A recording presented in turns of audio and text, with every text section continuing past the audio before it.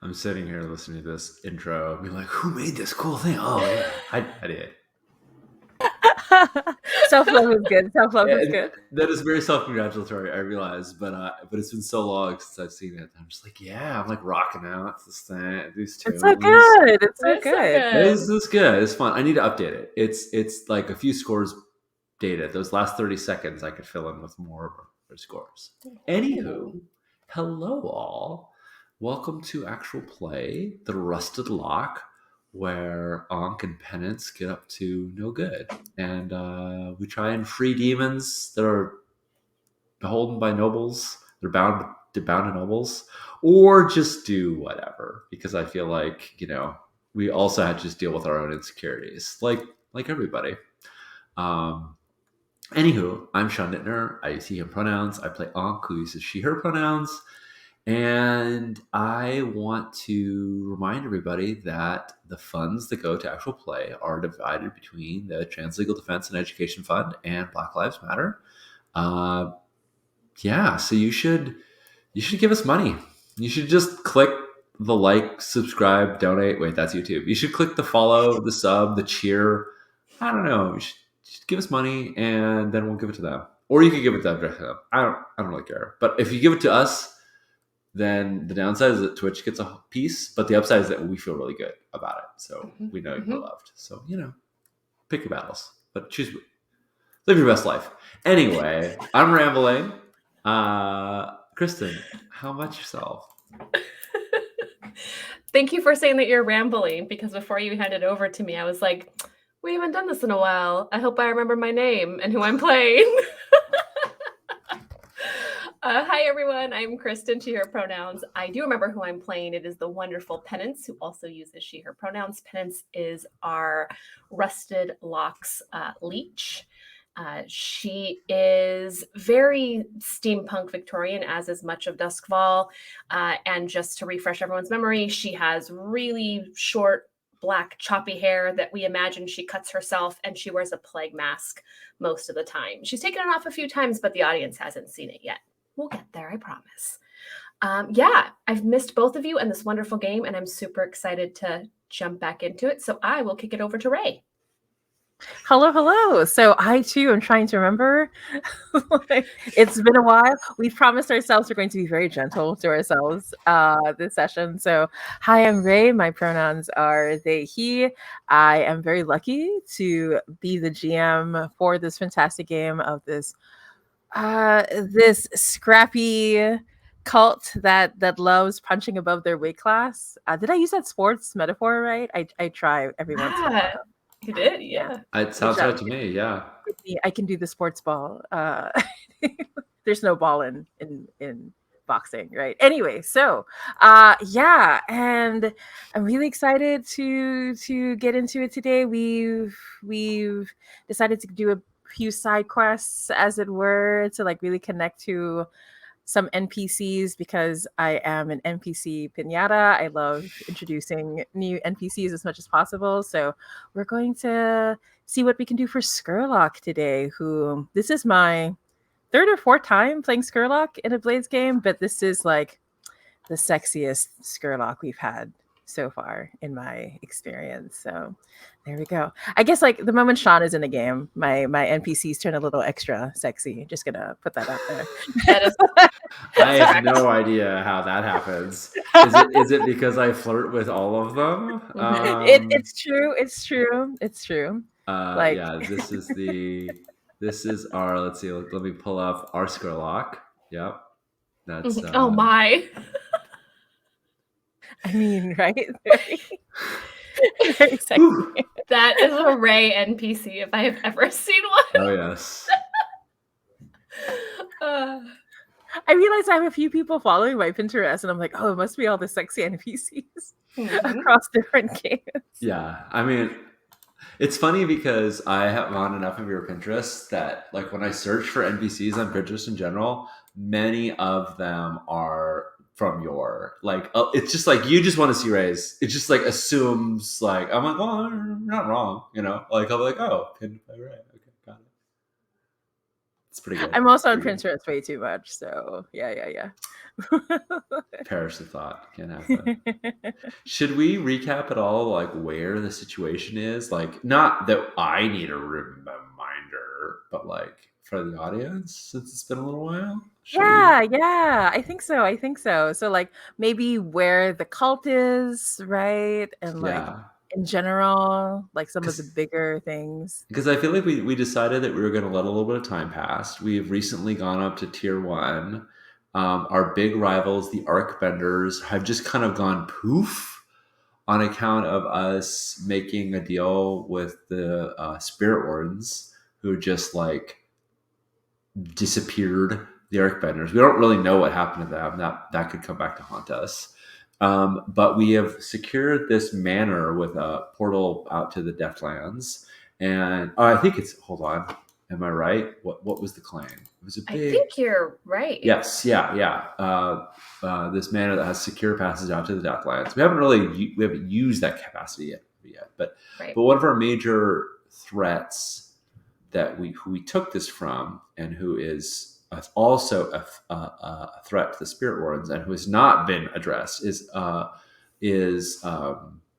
Lily Lily blood, right? Lily Blood. I was pausing Right. for dramatic purposes. No. I had to pull up the NPC channel in our Yes. Discord. It's been a while. A skinwalker, and she has sent other skinwalkers after us. In fact, in the crematorium, even. Yeah, that's what I recall as the kind of recent pertinent big things. Any other details that I'm missing? Ooh, yeah. So like maybe this is a good time to like sort of sketch out what's been happening in the interim, right? Let's say it's been like 2 months for us since our last game. Is that right? Like, yeah. I think so. Yeah. Yeah. 'Cause So I we think can we take about 2 months for our characters too, if we want to. Love it. Yeah, I like that. Right. So we can establish a few things. I think one of the things I'd like to ask is, so Penance, how have things been with Angelo in the last 2 months, and why does there continue to remain tension between the two of you? Oh, Penance having tension in a relationship? What? Penance not being able to open up? This is new. Let's see. So I think that the tension is because if Ankh wants to talk to Penance, or one of the stepsisters wants to talk to Penance, then Angelo's like never invited, right? Or if we're all like, I imagine we're all having tea, like talking about a score or a plan, and then Angelo walks in the room, and Penance just kind of shuts down, and everyone kind of follows suit, and then poor guy. I imagine like walking around our kitchen. We have a kitchen now, folks. Yeah. Walking around our kitchen, and like we're just all watching and waiting for him to leave, and he Yeah. leaves, and we continue our conversation. There's definitely a time when Ankh like touches the ground, and like you can see the special effects budget is spent to see like a little vibration going, and she like whispers something, and like we know Penance can hear it, but Yeah. and so can the sisters, but Angelo can't, because we're bound in darkness together, and like Yeah. the vibrations just permeate through, but he's not in on it. He's not in the cult. I love the idea that one of the times that you do that and we use that special effects budget, there's probably like some music that goes with it. Mhm. And then like all Ankh says to Penance is, are you going to tell him what's going on or what? Like, Yeah. Yeah, I think there's like a sussering that goes with it, like a weird like sussering, and then like when it cuts to maybe what you get is never heard, it's only captioned, like in the show, like it captioned, like when like the way people handle text in shows nowadays, like we just see the are you gonna yeah. So yeah, I love it. But Angelo, I mean, he continues to, sleep over. He probably has a toothbrush there. So I think that's the tension, is that Do they brush their teeth in Duskfall? Like I assume they use slugs or goat hair or mushrooms. he's got his tooth slug. He just leaves his tooth slug in the okay, that's now canon. So anything else that comes out for Blades in the Dark, Yeah. this is now Two canon. slugs. Yeah. 2 slugs, everyone. Yeah. You just kind of like stick them on your teeth at night when you go to sleep. You just kind of go Right? like this. That's what I was thinking. And they right? just sort of clean them. So romantic for sleepovers. And then, like, if one gets in, that's just breakfast already taken care of, right? So it's That's fine. just You just go out and find a new one. We are off to a perfect start. This is content gross. warning body horror. Sorry, Oh it's my a God. Ray game. I apologize. Oh, I'm here for So it. I'm does here for so it. so tell me, Kristen, does this Yeah. mean that Penance and Angelo are more I've kind of embraced being more than friends here? Are they is there romance? Is there romance happening here? Yeah, I think there's definitely romance happening. It's just not it's more realistic than at the end of like a rom-com, right? So Yeah. we've had these moments, more than one, where someone's in danger, almost dies, we're saving each other, and then you fast forward 2 months and 2 months and Penance is like, he's here again. Yeah. Like He left his tooth slug on my sink. Yeah. again. And Penance really likes him. Of course, they have a lot of emotional ties. They're clearly romantic. He sleeps over, but she's withdrawn. We know that about our girl, right? She's not going to open up too much. So Yeah. I think it's starting to get on his nerves, and that's where we see the tension. Yeah, and how is the Hull like responding to all of this? Oh, I think I'm going to say that the Hull at one point got a little too comfortable with him, with Angelo, and was just kind of like too familiar, like gentle when talking with him, and kind of opening up a little bit. And Penance doesn't get mad at the Hull, but that's when she kind of started to pull back and be like, okay, when he comes in a room, we don't talk. And so I think the Hull sounds like a. Are you jealous? Are you just worried? Are you concerned? I'm concerned. I think Penance likes to keep everything separate. She doesn't want things to intermingle. And so her life with the Hull and the cult is not her life with Angelo, and she doesn't know how the two mix and if they can. So the way she's dealing with that problem is by keeping them separate and not discussing it. Nice. It's healthy. I feel like this makes sense considering what Penance has been through, right? Yeah. Like compartmentalizing feels like a way to like keep things in control. Yeah, that makes a lot of sense. Yeah. Are we surprised that Blade's characters need therapy, right? So, but they have trauma. I mean, it's right on the character sheet. I mean, it's literally right there. Literally traumatized out. Yeah. Excellent. But yeah, and so how about like Hank, how have things been with you and your family in the past 2 months? Well, so Ankh made a big point in what I'm going to now canonically call season 1, the first 9 episodes, of really pushing against her family and of not pushing against her family, of testing. She felt like her loyalty to her family was often tested, and she often felt like her family didn't really care about her as much as they cared about what she could do for them. And I think at the very end, or in the second to last episode, of the season, Ankh was finally like, you know what? I'm not, because we had this option. I had this option of capturing a demon for them, which is what they sent her to do. And she sadly said, no, I'm not going to do it. And we saw her and her aunt Nirix talking about it, and her aunt sort of respected her more, but she knew she was in trouble with the family in general. And so Ankh thought that feeling of not being chained to her family would be very liberating. And I may be channeling a little bit of myself here, but now that Ankh isn't as like mission focused, she's been a fucking disaster. She is between Claudia Black, Kiara, the spirit warden, and Orden, the fire demon. Anka's just like partying every night and getting really sloppy and getting really like mixed up between who's who, and she's not keeping things separate at all. And she's definitely shared too many secrets with the wrong people. And she is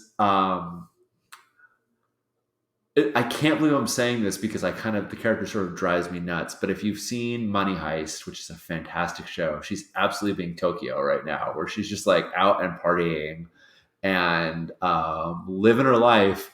But it's like she needed the focus to like she needed the mission to like keep her focused. And without it, she's sort of been out of control. And I'm sure that not necessarily through malice, but possibly through carelessness and through selfishness, she has hurt Claudia or Orlan uh, um, or Kiara, and also probably gone after Malara Clev as well, because she's like another hottie that we like encountered, and so she's probably been going back to, because she's gone to the Erovian Sword School. She knows people there.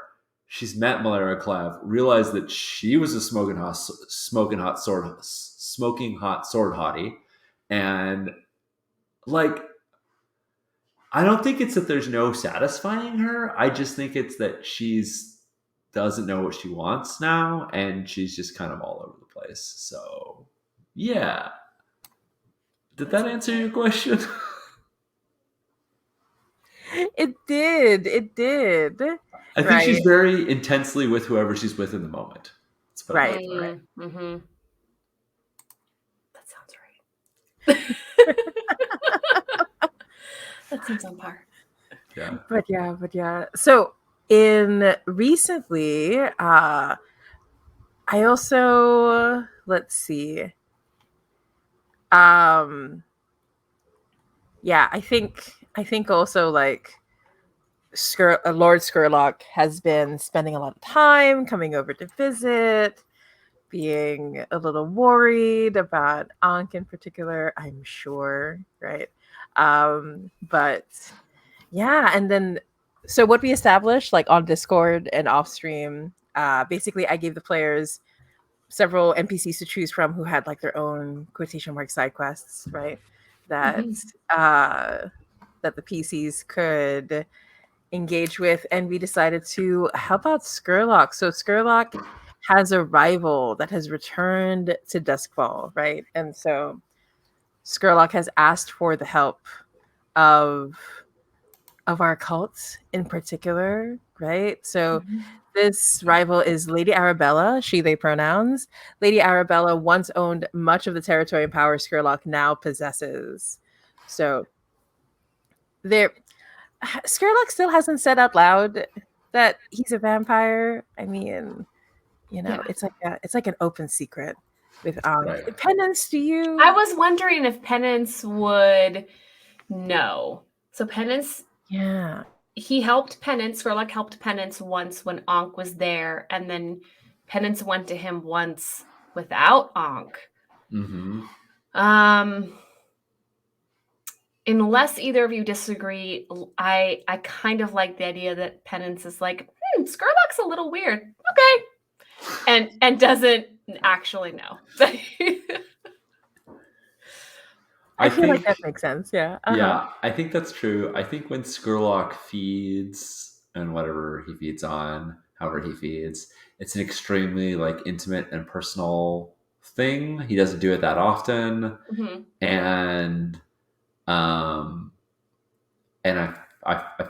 feel like it's the kind of thing where you don't.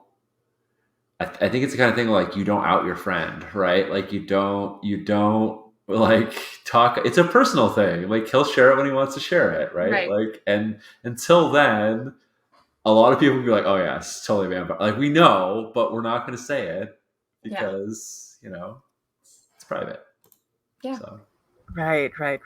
And I also like the idea that people aren't 100% sure what a vampire is anyway, right? Mm-hmm. Like, yeah, and I think there's a lot of academic debate about it. Not that we're necessarily part of that, but I think there's a lot of like What happens when the soul leaves the body or the spirit leaves the body? What happens when it re-enters the body? What happen? And there's lots of permeations of that. There's like hollows and hulls and ghosts and Mhm. and there's variations on ghosts of like poltergeists and specters and feral ghosts and uh, uh, what's the difference between being possessed and being a vampire? Like technically, a vampire is just someone who's been possessed too long, but yeah. So I think that's a widely widely speculative field in academia. Okay, that's good to know. And I think that makes sense too, then why Penance doesn't, because I feel like Penance, although she can just be so scattered, right, about certain things. And so I feel like she's had no reason to kind of question him being a vampire or not. It's not something we've run across before, we've discussed like in game. And so I just don't think she is aware of it. Yeah. I think that makes perfect sense. Yeah. So I will also add the other bits of information that you know that there's someone there. It's only referred to as the timekeeper. It also wears a plague mask, is like impossibly tall. Like the bits and pieces you've heard from people is that it tends to move very strangely, like someone that is trying to pretend it's human, basically. Right. It's the sensation or the and it always carries around this huge coffin like bag around with it. And it's I want to been have drinks with the timekeeper. yeah, we should. Sorry. And so, Go ahead. and it's been performing strange tasks for Lady Arabella that people can't make sense of. Okay. That you know, and aside from that, what Skurlock has been able to share with you is that he's heard rumors that Lady Arabella is back in order to regain power for her children. But it can't be true because both Skurlock and Arabella have sworn to never have children, whatever that means. So I think Ankh is like suspicious, and Penance is like, it's a choice to have children or not. Yeah, right. I mean, I think I feel like is Skurlock my uptick contact? I think he is. Let me check.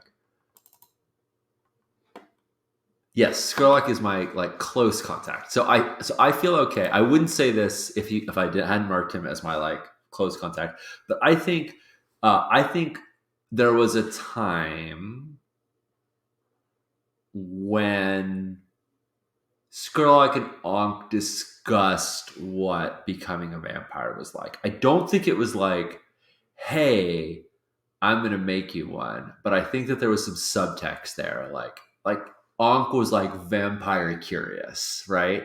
And so I don't think she necessarily knows all the details about it, but I feel like she understands that we're not going to have any children. It's really significant. Like to her, that like resonates as this is a major choice that Skurlock made. It's a major choice for another to make. Yeah, for sure. I like Okay. Yeah. So we've gathered information, but we haven't really talked about like how we want to approach this, right? How we Okay. want to engage. So what are we thinking? I think we should figure out like our like narrow in just a little bit on our goal, because Yeah. our goal could be to find out what our goal could be information gathering, right? Which is not typically a score, because a score usually is like get a thing, but it could be like find out what Lady Arabella is doing and report it back. It's a little bit modest our goal, but I think that's something we could do. The other thing could be to sort of reclaim things that Arabella's children or Arabella has taken in the city. And I think that would be like a more concrete Bladesy kind of goal, but like it doesn't quite feel like what Skurlock wants. It feels like a little bit more that he's like is curious. And then I think a third goal would be like we could like find one of her children. Like we could like bring one of her children to her or to Skurlock and be like, "What up? This is the child of the night," or of a child, Mhm. you know, right? I think any of those are possible. What's your vibe, Kristen? What are you feeling? And I'd be open to other things too, of course. No, I think that's a good idea. As much as I would love to like follow Lady Arabella around and see what she's up to, it's probably not, like you said, like a true score. So I say, because even though we haven't played in a while, if I remember correctly, we play this on hard mode. We should probably just go straight for trying to find one of the children. I also, and I don't know if we roll for this, or I just want to make it known that if Penance is aware of this timekeeper, she's going to have a little side mission of like, hello, Plague Mask friend, who are you? So I think that that's kind of on the, Well, on the side. let's just do that. Let's go after the timekeeper. It is clearly the interesting character. It is clearly terrifying. It is clearly like Skurlock obviously has very strong feels for Arabella. Like he doesn't necessarily want to have her hurt, but this timekeeper agent is just an agent, and like I'm not saying it is not without agency, but it is not something precious to any of us. So Skurlock, So I say, how about instead of the children, how about we're going to capture the timekeeper. Bring, you know, for like interrogation, for like or bargaining, you know, or just be like, you need like if you want your timekeeper back, you need to. Does that feel like a good score? Like, I like it. It feels it seems like the terrifying. The timekeeper feels like a big get, right? So I don't think it's like easy at all. So that's cool. And yes, it is terrifying. The timekeeper, just so that I make sure, the timekeeper, its pronouns is it and its. Is that right? Right. But I just wanted to make sure as we kept going that I had it correct. Okay. Yeah. I love this timekeeper character so much. I mean, that's why, like, you're excited about timekeeper, so that's why I'm like, we got to do it. I mean, we gotta. As long as that sounds interesting to you, Sean. Like, as long as that sounds like something. I love it. I don't really know the shape of the score yet, but you don't need to know that in Blades. We figure out the shape of the score as we go, right? Like we can. It might be that we don't capture it, and we instead have a nice tea. We know, like, who knows? But who knows? Anyway, so we need to pick a score, a type of score, and I am leaning towards arcane and saying, occult, and saying that our arcane power is a sort of spark craft. Is there a picture of the timekeeper? Yes. Jay, that is the timekeeper, impossibly tall, right, with the plague mask on and the coffin and the little coffin carrier. It's so good. I like its coffin. I like to think that because the timekeeper is so tall, that coffin is actually about person size. Maybe that's how I imagine small it. Person size. Maybe like, you know, not a super tall person, but regular size person. Ray, are we correct? Have we just taken over this character? Oh, yeah. No, absolutely. Okay. One of you could fit into the coffin for sure. Yeah. Perfect. That's how I like it. Yeah. All right. Terrifying. I think our occult medium is a combination of Sparkcraft manacles that Penance might have formed, and ritual. Oh my goodness, Ray, did you and I ever describe the ritual the Ankh learned? Did we do the ritual questions when Ankh took the ritual ability? I remember talking about the one with the eyes, right? Like, let me look at it. Yes.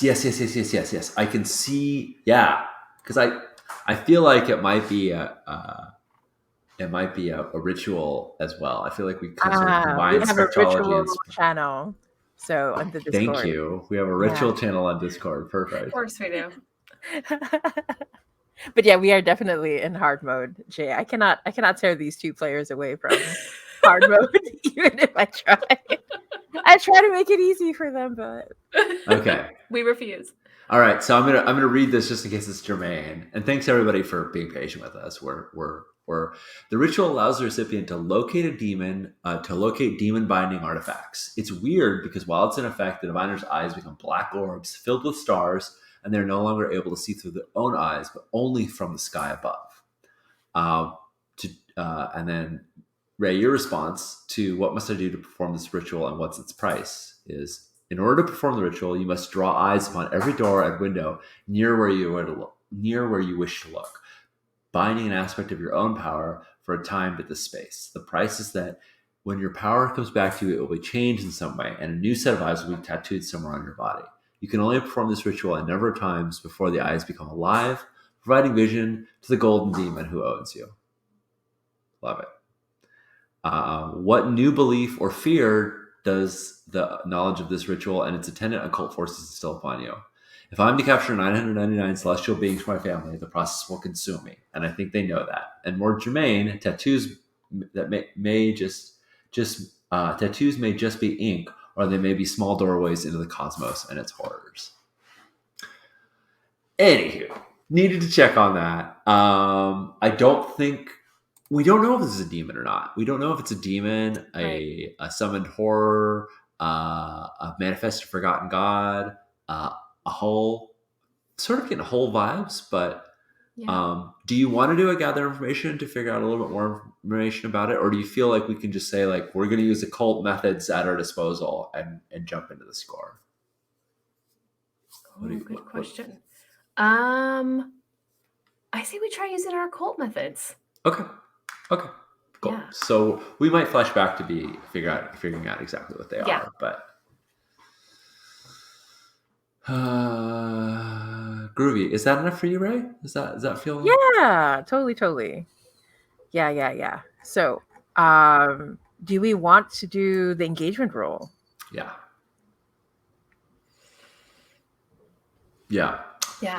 All right. I'll pull up the engagement handout if I can find it. Nice. Love those handouts. I know, right? The Roll20 compendium is super sweet. Oh, it's the best. You are so sweet. Always. It is so good, though. Thank you. Yeah, I'm pretty enamored. I'm trying to find the nice PDF, but I will just go into.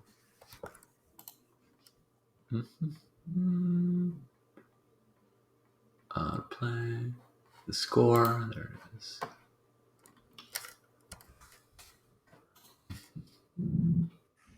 All right. Here we go.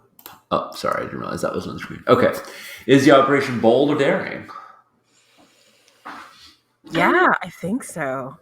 Do we do anything that isn't bold and daring? I think yes. All right. We start with 1D, so now we're up to 2. Is the operation overly complex or contingent on many factors? I don't think so. I think we're going to capture this agent of hers. We kind of know where where it's operating. Yeah. I mean, yeah. I don't think so. Does the plan's detail expose a vulnerability of the target or hit them where they're weakest? I don't think so. I don't feel like we know enough about them. Exactly. Is the target strong against this approach? Is the timekeeper strong against an arcane approach? Right? Ooh, an arcane approach. I'd say yes. Okay, so we're down to 1D.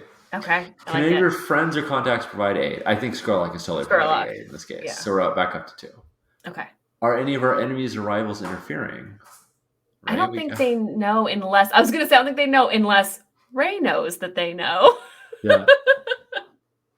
I think in this case, we do know that part of the reason Skurlock is asking you to do this is because he's running interference with Lilyblood, right? And keeping her busy.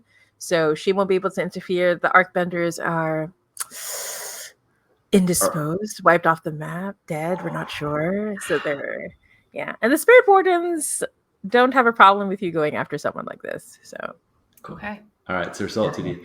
Any other elements to consider? Maybe a lower tier target will give you plus 1D, a higher tier target will give you minus 1D. Maybe there's a situation in the district that makes the operation more or less tricky. So right now we're at 2. Should we drop down to 1 because this is a particularly dangerous target? Yeah, it is higher tier. So Okay. Yeah, That's good, fair. big shock. All right. So cool. So we're rolling one die engagement. There are no bad engagement rolls. Do you want to roll it, or would you like me to? Oh, you go right ahead. All right. And ooh, hey, not the worst. Risky Hey. situation. Nice. Okay. Very good, very good. All right. So I think what you're able to deduce, right? Like using this ritual. Ankh, I'd love for you to like briefly describe, like, this is our montage, right? Yeah. So like you going about the ritual. So we know that last you heard from your contacts and from Skurlock is that the timekeeper, it was seen at the night market, like for the last Awesome. few nights, right? So what does it look like when you set up your ritual? Awesome. So I think can we zoom in a little bit? Zoom, enhance. Okay. I think what we see is Penance and Penance. Who's your close contact? It is Stasia. No. Yeah. Stop. Who's your Salia? Is your ghost? Yes, Salia.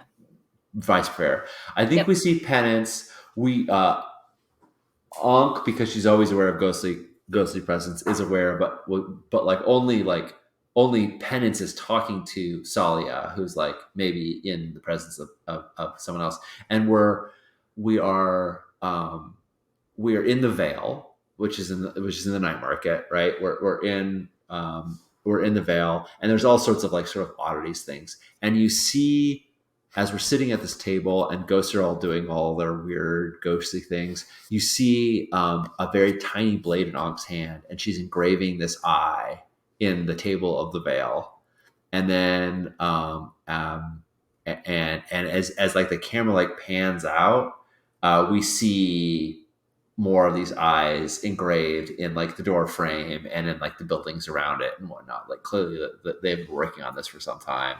And then when it comes back, Salia, not Salia. Why do I keep getting this wrong? Yeah, Salia. No, it's Salia. Yeah. Salia sort of like looks at Ankh and then is like, okay then, and sort of looks away, like Ankh's doing something kind of rude, and we cut back to and then finally we like see it from Salia's or Penance's like perspective, and we see Ankh's eyes are all just like blackened and filled with stars. And as we're sitting in there, and this is all sort of like a cover so that it doesn't just look like some weirdo doing rituals out like Penance and Salia, if it's okay with you. Of course. Yeah. Are like making it seem not too strange as Ankh's done this. I'm sure at some point we'll see like Ankh's collar come down or sleeve come up or something like that, and we'll see another eye that's been tattooed on her. But yeah, that's do we want it on the back of the hand? Because I remember like the last one was like here on the like by the collarbone. But yeah, where's a cool place for another eye? I think we want this one. I think visibility is good. Yeah, I like back of the hand. That sounds good for me. I feel like each eye should be sort of like particular to where it's from. So this one, Rowan Vale, the proprietor, Rowan something, the proprietor of the Vale, is known for is Taikarosi. And most Taikarosis have some demonic traits that are very small. His is really prominent. He's actually like serpent from the waist down, and so it's an eye with like a serpent and Ouroboros around it, right? Like it's an open eye, and there's a serpent coiling around it. Nice. I like that so much. Yeah. Right. So, Ankh, the visions you receive is that the timekeeper is relatively close by in the Devil's Tooth, right? So it's I feel like I should also describe the night market just for people who might not be familiar with it. So I'm reading from the book Night Market is a district dominated by commerce, situated near Gadok Rail Station. Night Market receives the bulk of saleable goods from the cargo trains that travel across the Imperium, bringing the exotic and rare to Duskwall. The citizens that call Night Market home constitute a new class of elites, wealthy people who are not of noble descent, but nevertheless claim land, status, and power without titles. The district has been taken over by new construction, introducing lavish private townhouses with all of the modern advances for the elites that can afford them. So, in particular, the Devil's Tooth, what you see, Ankh, is like this tavern very obviously used to be like, the equivalent of like taking containers from ships, right? So like these huge container types that were like pushed together, Mhm. and then like meant to. Are they old like rail cars? Like Ooh, I because love it's that idea. like decommissioned rail cars from Gaddock Station. Yeah. That's super cool. Yeah. And then they're all like situated, like close together with really interesting lighting. Yeah, I really love that. Yeah, so the Devil's Tooth is a tavern that's known for its secret menu of alchemical concoctions. Knowing your pursuits, Ankh, I'm sure you're pretty familiar with, at least you've heard of the Devil's Tooth, Yeah. right? If not gone on a date to the Devil's Tooth. So, and you've also heard of this too, Kristen. Adventurous psychonauts may experiment with all manner of mind altering or spirit altering substances. So, what you see, like what the ritual gives you, is you see the timekeeper. It walks into the Devil's Tooth, right? And so, um, and so, uh, like it's so tall that to get into the rail car, it has to like lean down, and there's just like horrible creaking sound, like muscle and bone pulling it against each other, and you can see everyone inside the tavern just like stops talking as the timekeeper comes in. And then there's a moment where like the strap slips and the coffin like slams against the ground, and it drags it across, and all you can hear is the dragging of the coffin, right? And the door closing behind it, right? And nervously, the bartender comes up and says, "Ah, yes, of course, everything has been prepared as the lady asked for." And when the timekeeper turns to look at the bartender, you're struck with how it's so similar, the way that you and Penance talk to each other, like that secret way that you have talking to each other through the ground. Something like that comes from underneath the mask, but the bartender seems to understand it as if it's words. Mm.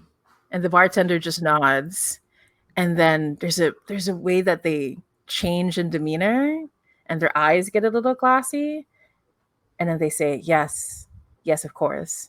And then everyone just goes back to what they were doing, and they no longer see the timekeeper there. And it just walks to the back, opens the door, and then goes into the next rail car. Right. And as you're trying to peer in and look a little closer, that's when the timekeeper suddenly stops and turns to look straight at you. Nice. And that's when you pull out. So we are in a risky position because the timekeeper knows that you're coming. Nice. I like it. But you know exactly where it is. And you can sense that something has been set up for the timekeeper, that it's supposed to pick up something for Lady Arabella. That's what you've been able to get. Yeah. I think like Ankh is all black eyes and like very like unmoving, and she suddenly like startles she suddenly startles uh, uh, and for a moment I think there's like a superimposement of this white plague mask over her face, and if anyone was like not familiar with the show, they'd be like, wait, is that Penance? But we know it's like the timekeeper's visage for a moment. And when she kind of comes back to, it's almost like in the ghost feel, right? Like it's just this like very subtle thing, but we're in a place where people are paying attention to the ghost field. So she sort of comes back and tells, Penance all her findings, and sort of looks to you like, like wants your reassurance but won't ask for it. Like it's like so. So are you ready? Are you ready? Are you prepared? Did you bring all the accoutrement? Yes. Yeah. Yes, I think we're absolutely ready. I think we are too. Do And she's you? really glad that you said we, because she's like, Yeah. yeah, we Yeah, definitely are. we're both. You seem ready. Are you Yeah. feeling? You don't normally ask me if I'm ready, Ankh. Are you? It's been some time. It's been some time. Okay. We've you It know has. we've It has. we've got we could have grown complacent in our Right. success. You No. might be distracted. It's totally like it's all these things like you might be distracted because it's Yes. definitely she might be distracted. Yes, Ankh, you're right. I could be distracted from the many people I frequent with in the evenings. Salia is just, I'm sure, watching all of this nonsense happening. I think Salia is like in the body of like a rich, one of the newer merchant rich elites, right? Uh-huh. Just very politely puts a fan in front of the body's nice. face, but you can see the shoulders moving. Yeah. Nice. Yeah. I do think it's really good-natured banter, and I think because one of the last times, I know not the last score, but one of the more recent scores towards the end of season 1, as we're now calling it, Ankh and Penance kind of had that breakthrough where they held hands during a really intense time. And so I think this is just kind of showing our audience that like their relationship hasn't suffered. They still have that little bit of like lighthearted. This and I think this is callback to banter. I think this is callback to distrust, to like a joking version of the distrust that they might have actually held in the past. Like there's certainly no scenario here in which Ankh is actually thinking Penance is unprepared or actually thinking Penance isn't ready. It's more repeating old jokes for camaraderie and also like, again, for reassurance in her case. I think we go to the Devil's Tooth. The Devil's Tooth, and I think we see like Ankh and Penance like setting up some weird contraptions at like triangles around it, which I will absolutely place stress and coin and flash back to acquiring assets when we have to describe later. Mm-hmm. And because we know this is a really dangerous foe, so we're going in prepared. We see Oris, Ankh's demon bane pet snake, midnight snake, kind of like coiling around her arm. Like we come with our accoutrement, right? Mm-hmm. And yeah, should we go? You want to just go in? I say we. Yeah, are we just gonna like walk in the front door? I think we're just walking in the front door. I don't think we're like stealthing this bullshit. Okay. Yes. This feels very much like us. So let's do that. Yeah, I think like you're about to step in, Ankh, when you feel like a familiar arm take yours, and Ordon says, "Were you going to go in without your date, my dear?" I would never think to go in without my date. And I give her a kiss, and it's hot. Her lips are warm. And I think this is a consequence of her like partying, is that like, you know, she can't really in good faith just like tell Oregon like, sorry, you know, you can't come with. So she sort of looks at Penance like, sorry, I brought my date to the score again. I think that we know Penance rolls her eyes behind her plague mask, but she's fine. Like I think out of all of the people that could show up, that this is probably right. If she was somebody who was more, if this was Sophia, a Railjack, she would be like, it's not time right now, right? Like if this was somebody who she was worried about getting hurt, I would not just bring her into this dangerous spot. But like, I'm not I don't know the full power of Oregon, but like I know that she doesn't reveal everything to us. So Right. yeah, cool. Yeah. Great. Excellent, excellent. So when you do that, you see Ordon looks a little surprised. She was expecting you to push back a little bit. Yeah. And she says, "Ah, my little pearl, you always shine in unexpected ways for me." And she steps through, and when she nods to like the general group, and you can see everyone like recognizes Ordon. Like there's some like nods, and the bartender still seems a little off, right? Like from what you were able to perceive earlier. But the bartender turns and says, "Ah, Lady Ordon." And Ordon comes up to them, and the bartender is like short haircut, like thin glasses, vest, right? And Ordon comes up to the bartender and says, "My dear, I've told you many times to just call me Ori. As you know, we are friends after all." And Ordon turns to you, Ankh, and says, "Have I introduced you to my girlfriend?" And she says it like she's pausing because she's waiting for you to give a fake name. Oh, right. Yeah. Sean is so good at fake names. I want a fake name that like kind of means something. Oh yeah, I said. Oh, I know what the fake name is. Yeah, Pearl. There we go. Mm-hmm. I think when you say that, like Ordon looks extra pleased and says, "Yes, yes, this is my dear, dear Pearl, a recent conquest that I'm quite proud of." And the bartender says, "Oh, she's still in one piece, this one. You haven't had her for too long, have you?"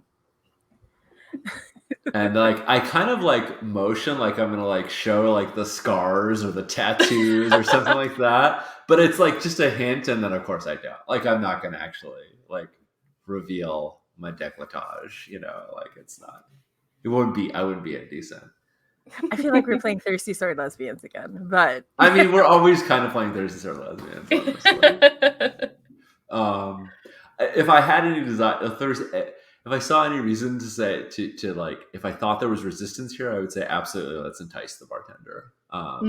But I think he's I think he's one kind of going along with Ordon because she's known here, and two, doesn't seem like he remembers what happened necessarily. He fully acknowledges like what happened. So I'm gonna try and just like see if there's any resistance. Just say we'll just be in the car behind and like move towards the car that the timekeeper's in. yeah, there's a moment when you say that, like everyone stops moving and the tension suddenly comes back and everyone turns to look at you at the same time, and the bartender's eyes glaze over again and they just say, "No, there's a private party going on back there." And I pull up like I have like this not a duffel bag, not a messenger bag. I have like a tube on a container. We don't know how the fuck's in it right now, but like a long like map case kind of thing. Mm-hmm. And I say, I have a package to deliver. I know he's waiting for I know it's waiting for a package. We've established that it's expecting a package. So I'm definitely delivering a package. Mm-hmm. Would you like me to make a sway roll here? Because clearly, like, I'm not trying to convince the bartender. I'm trying to convince the forces at work on the bartender that this is. That's exactly it. Yeah. Can I assist by?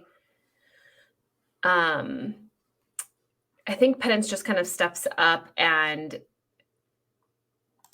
expresses the sense of urgency for the package, but mostly she just wants to kind of make her presence known to see if it's intriguing to the powers that be enough to let us in. So Sean, if you're okay with that, I'll assist. I am always okay with. Is that too stress? No, it's one just stress. one. Yeah, when you So I think, like you said, we're in a risky situation. Does this still seem risky right now? Yeah. We're at risky standard. Risky standard. Perfect. I think I'm wearing under my hoodie. I think I'm wearing the Skrillex Risky Standard T-shirt right now. Actually. Amazing. All right. Sway, Risky, Standard, 1 bonus die. Boom. There we go. Ooh. Very nice. Very nice. Perfect. Perfect. Okay. So, when you say that, like you said that I have a package, right? Like, Mhm. yeah. The I moment think I you say say I that, have a delivery because that's a specific word I heard earlier, right? Like I'm waiting for a delivery. I just say I have a delivery. So it's like maybe it's the tube I'm holding, maybe it's the people. Like I'm being intentionally elusive because I don't know what the real delivery is. Fair. which is always the best approach. Yeah. So when you say that, there's a moment where there's this brief pause, and you see the bartender like slowly move their head a little too much, a little Mhm. past what's comfortable, Ooh. to listen to something that only they can hear, and then they very slowly turn back and they say, "Yes, yes, you do." And then the that weird glazed look fades again, and the bartender says, "Why didn't you go ahead and have fun, Ori, with your new toy? I'm sure Pearl will enjoy what we have back there."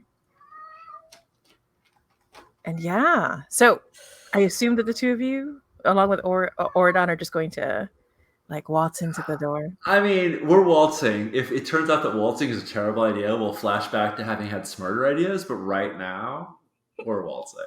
Yeah, agreed.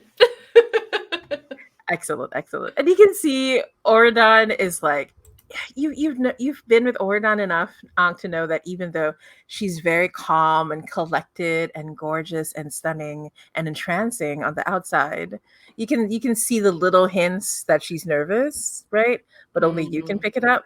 Yeah. And so, but she boldly walks ahead. You can tell she's also being protective of you. Like if anything is going to attack, she's gonna get it first, right? Yeah. Is what she's doing basically. But she opens the door, and then it leads into another rail car, and this one is just like pure corridor, right? Like you can they're like it's like rooms, small rooms for the passengers on either side. And as you walk through, you can hear like muffled sounds, like maybe whispers, maybe conversations, maybe something a little more intense. You can't really tell, Yeah. right? Like it's just this soft cacophony of like different sounds. But as you go before each door, suddenly there's a whisper and everything goes silent. So there's a cone of silence that follows you. And so you get to the other end, and there's another door that opens up by itself, and you see like this one is like purely like just cargo, um what it was used for before, so it's just empty. And you see like several people like in a circle, and the timekeeper is in the middle, and you see the coffin is there, and it very slowly is starting to open up the coffin. What do you do? Seems like a real bad thing.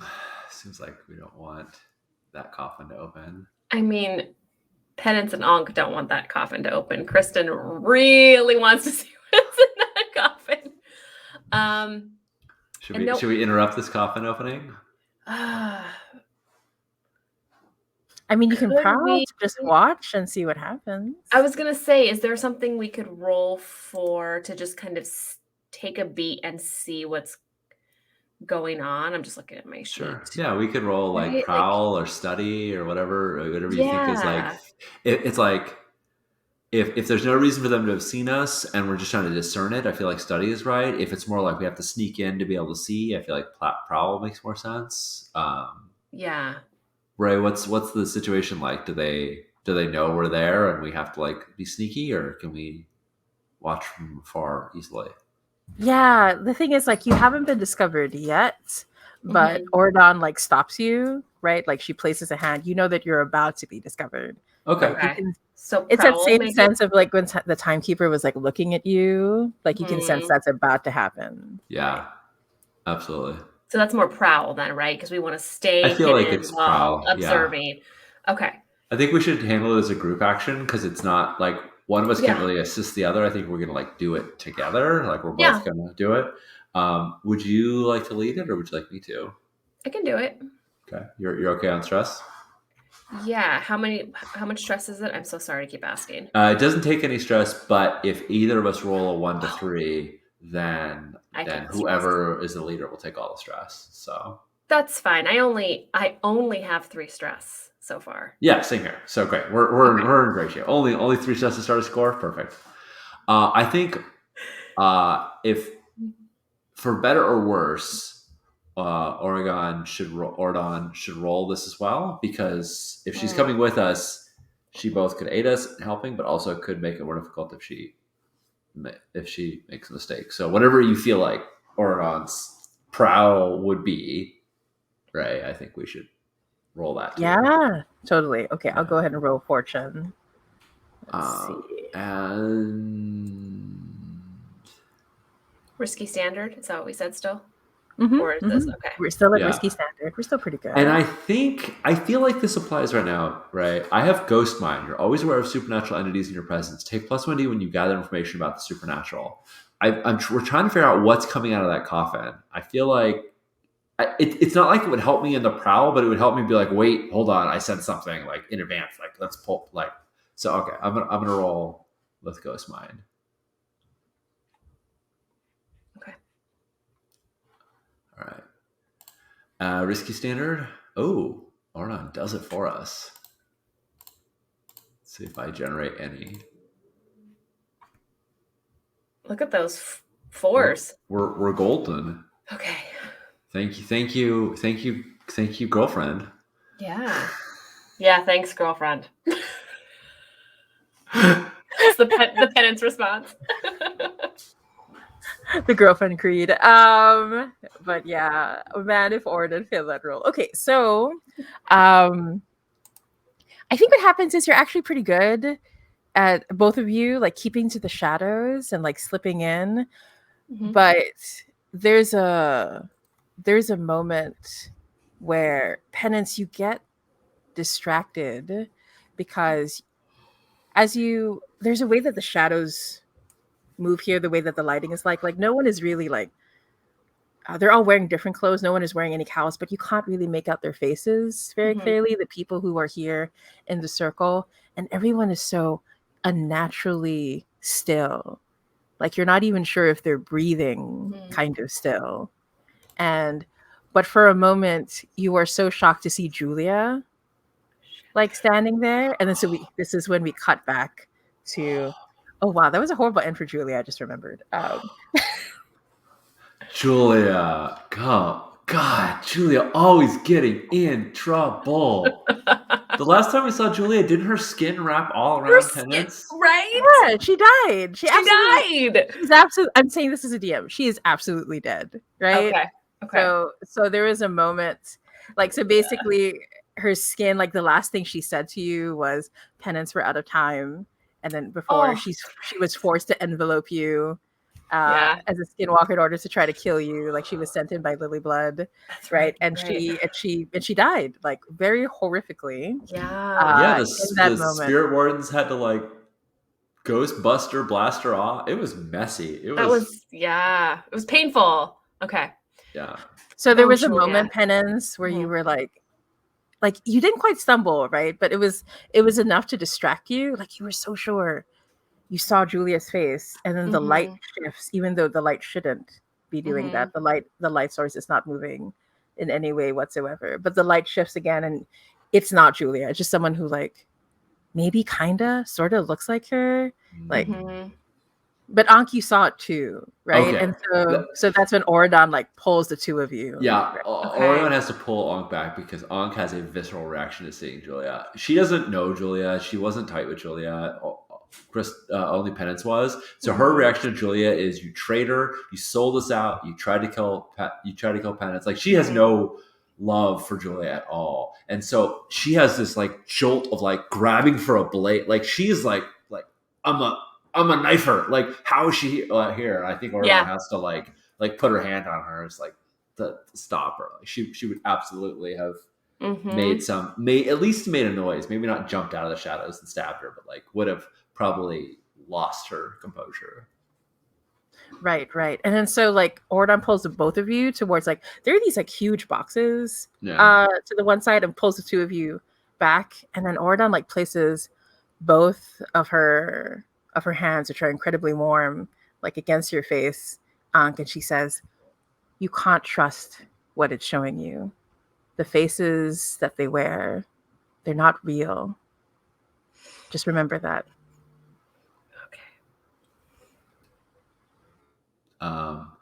Like nods, but also because she can, she sort of leans into the like one of her hands, like her hands like holding her, and she's just sort of like, does this thing where she like puts pressure between her hand. I don't know, warm hands are nice on your face. Anyway, I think Penance is going to whisper like sharply, like to Ordon, like, "Are you sure?"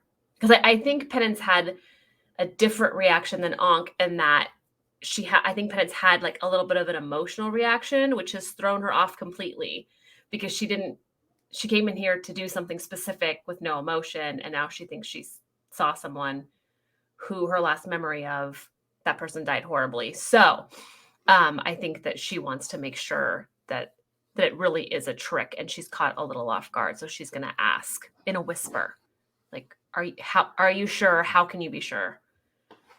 Yeah, so Ordon like looks again and then looks back at you and says, "Penance, it's true that I understand what it means to hope. Even demons can hope a little bit from time to time." And when Ordon says hope, her eyes flicker towards Ankh for a moment before she looks back at you. And she says, "But this is a dangerous thing to hope for, even if it is some form of Julia. I don't know if there's any saving her." I think like as she's turned her attention to Penance, Ankh has taken her owl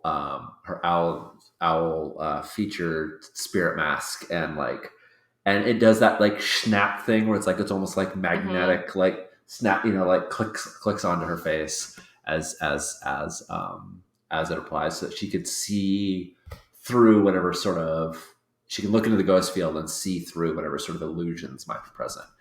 What comes out of the box? Okay, so from behind,